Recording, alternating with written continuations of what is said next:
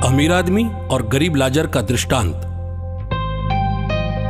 लूका 16:19 से 31।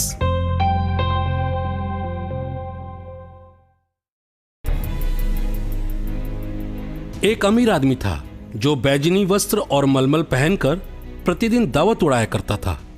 उसके फाटक पर लाजर नामक कंगाल पड़ा रहता था, जिसका शरीर फोड़ों से भरा हुआ था। वह अमीर की मेज की जूठन से अपनी भूख मिटाने के लिए तरसता था और कुत्ते आकर उसके फोड़े चाटा करते थे।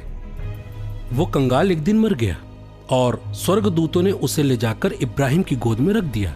अमीर भी मरा और दफनाया गया।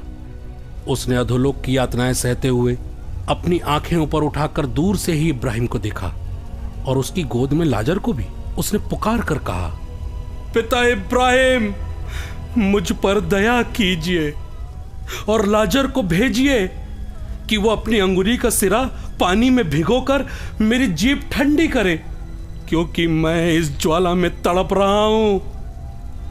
लेकिन इब्राहिम ने उससे कहा, बेटा, याद करो कि तुम्हें जीवन में सुख ही सुख मिला था और लाजर को दुख ही दुख।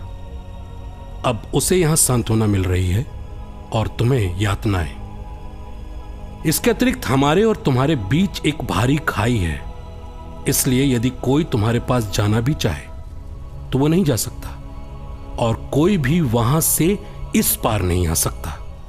तब अमीर आदमी ने कहा, पिता, आपसे निवेदन है, आप लाजर को मेरे पिता के घर भेजिए, क्योंकि मेरे 5 भाई हैं।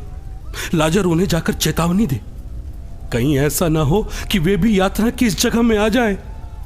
इब्राहिम ने उससे कहा, मूसा और नबियों की पुस्तकें उनके पास हैं, उन्हें उनकी सुनना चाहिए।